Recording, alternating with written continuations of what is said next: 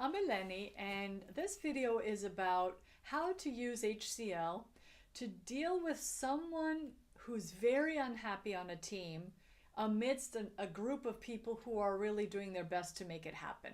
So it's about one person is unhappy or miserable, and because they're miserable, they look at what doesn't work or highlight what doesn't work, because it's not to say that in this case I'm talking about everything was perfect, but there was a group or a team of people who were getting along, were getting things done, were moving along, adapting to the very difficult environment, except one person.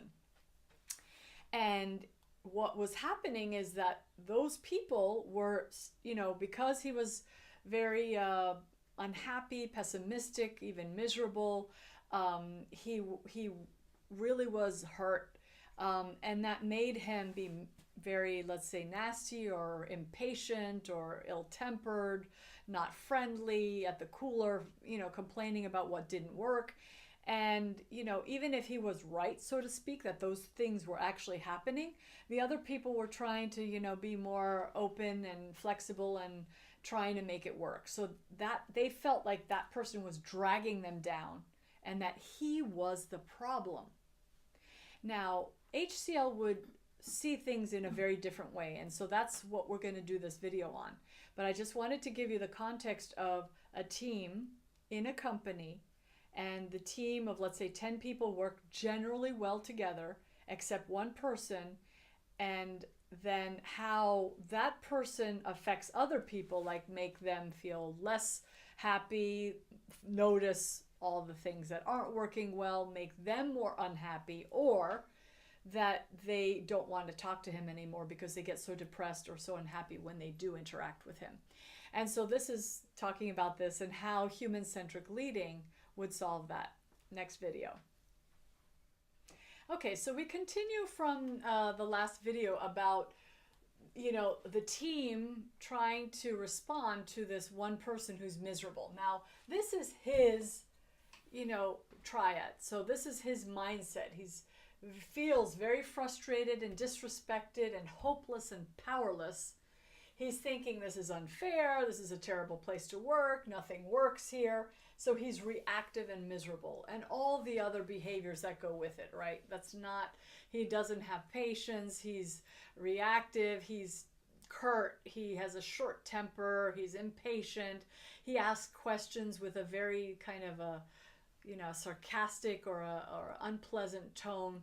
And so he has this set of behavior, and this is what he's experiencing. Now, this is the team vis-a-vis him, okay? They start to feel down and sad that he's feeling badly, but also mad that he's constantly, making things more difficult than they already are. They are thinking, he's so miserable, I want to avoid him, but, he's the problem. And they avoid him and they try to work around him. And they do work around him, which makes him feel more frustrated, desperate. Disrespected, powerless, and hopeless. You could see how this could happen. Now, what they want to do, what the team wants, okay, they say they want it to be open and curious and helpful. Helpful might not be a feeling if you talk to psychiatrists, but, it's really saying, I want to feel like things are moving better with him. We can assume, like, we can help, we can bring him up, we can do something to make a difference. So this was the team triad. And then they said, in order to feel like that and think like that, we'd have to start listening, inquiring as to what's going on with him, and integrating him instead of avoiding him or working around him and isolating him more. You start to integrate. And so this was the triad they said they wanted to start using, and they wanted to have vis-a-vis him. So in the next video, we'll talk about the needs, like how do we use the human-centric leading needs, the human basic needs, to change this whole thing around. Hello again. This is a continuation of our looking at this challenge of when one person on a team is unhappy, dragging everyone else down, what could the team do? Now, in the last video, we looked at this triad, or the mindset the team wanted to use vis-a-vis the person who was behaving in ways that everyone felt badly about. And what they had been doing is avoiding him and working around him. And so they realized how they were contributing to his behavior getting worse and worse. And so they said, okay, we want to be more open and curious and helpful, and that means we have to listen and move toward him. Integrate, meaning we don't avoid him or work around him, we integrate him, which means that they would have to do something very drastically different in addition to this. Now, one of the human-centric leading tools is needs, the basic human needs. Now, because we tend to work in organizational settings, we don't think about the physiological needs of, food, water, and shelter, although more and more researchers, such as Jeffrey Pfeffer out of Stanford, is talking about physiological needs we need to start taking care of those in the workplace because of the stress that affects our bodies. But that's going to be on another video. The needs we're talking about are really about what we could do to do our best in the world, to feel safe, to feel important, like I matter, to feel love or belonging. A lot of people don't say they would ever feel love at work, so we could talk about belonging or, being part of a group.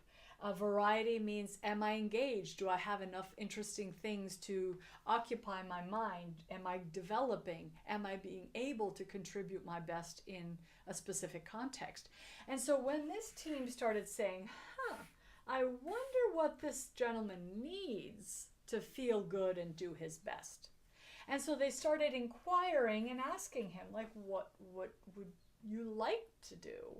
What would you like to have happen? Knowing the context we work in, what is one thing we could change? And they were asking him in a way that focused the attention on what was possible, not what was ideal for everyone, because they had specific constraints in that organization. And one of them was a command and control leadership style, where the president was really a very tough directive leader, and everyone else was like very highly educated, very highly creative, and it was not didn't fit the culture, but that was the new leadership model. And so they were saying, okay, in the situation we are, what could we do? So, because at the beginning, when they were asking him, he was saying he was saying things that were ideal but not possible for anyone. So then they started saying, okay, what would be one thing? Like, for example, they said, what would make you happy? Well, I can never be happy here. And they said, okay, well, what could make you 1% happier, 10% happier? Like anything that would create progress. So you may not be able to get to the ideal outcome, but making progress from avoiding someone and working around them when they feel frustrated and powerless into a group where people are listening and inquiring and integrating each other, acknowledging each other, and bringing everyone together through the basic needs. And so that's how you can use this. You can ask someone, well, what would it take for you to have a more resourceful, mindset? What you can come here to feel respected, to feel like we're part of it. Yes, we have been ignoring you, and it is our responsibility and our doing, but we felt exhausted by your complaints. But we understand them now. Now what could we do? And so there was a dialogue, there was a discussion here. And you might wonder, how did I, the coach, come up with everyone's triads? Well, I'm talking to each person either alone and together, everyone together, and then this person on their own, and then the team. And so we were coming to understand each group's point of view and each entity's point of view, and that's how we came to it. So then this new triad is a function of exploring the needs.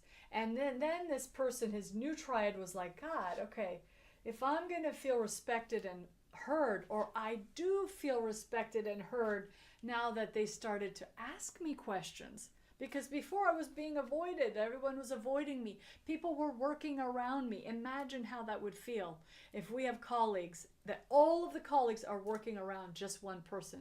It's a very isolating, it goes against the love and inclusion or belonging we need as social creatures. So it makes someone very scared, very powerless, very anxious. So this is how he started to think, okay, they're listening to me.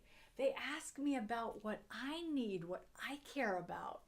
They're trying to find a solution. He acknowledged that it wasn't perfect, but it was an effort. He started to feel better, and he started to be more open and more responsible of his mindset, knowing that the context was difficult, knowing that everyone was having challenges, but also knowing that they really wanted to work with him. They didn't like working in a team where they isolated someone, or that one person isolated themselves. So this is the humanity, right? It's like going deep to what do we need? Yeah, we need to feel included. Yes, we need to feel like we matter. Not people are not working around us. Yes, we need to feel like we're not going to be fired or excluded or ignored. Why should we go to work? Yes, we have some of these not necessarily met in this instance, but it's like these certain needs help us then feel better. And so when he was spent most of his time in this triad, they were able to spend more of their time in this triad. And so it helped them move toward things that could work. It's not a perfect fix.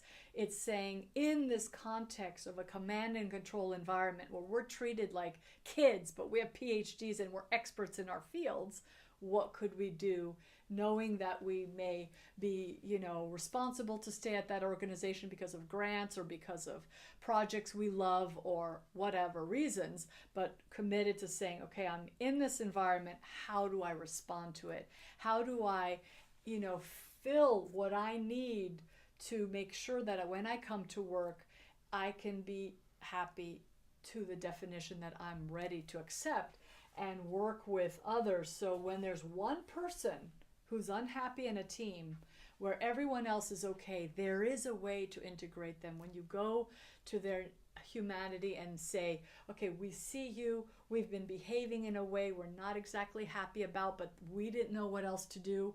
We're overwhelmed with our own work. We're not happy with the context, but so it was just easy to try to avoid you, but we don't like that. So we're trying to come toward you and ask you, and then things get better. And so each person then becomes more and more aware of and responsible of their own mindset. And so we can say, okay, we work in a terrible environment. Let's say they say that, but still there are always good aspects of any situation. Either it's a learning, either it's an opportunity to get a good project or work on an interesting project, etc. So this is about self-control, self-confidence, self-regulation, self-agency, the agency we have that we can bring to any environment. And so this is one way, a simple way, using HCL to try to move toward something that's much more resourceful. You can see this is a much more resourceful mindset than this. So he's much better off, right? His health is going to certainly increase because we all, get better and feel better when we think better. And so then there's a bigger bridge and everyone feels more capable of affecting their own team experience. So when they come to work, they can feel open, curious, and helpful instead of down, sad, mad, and all these, right?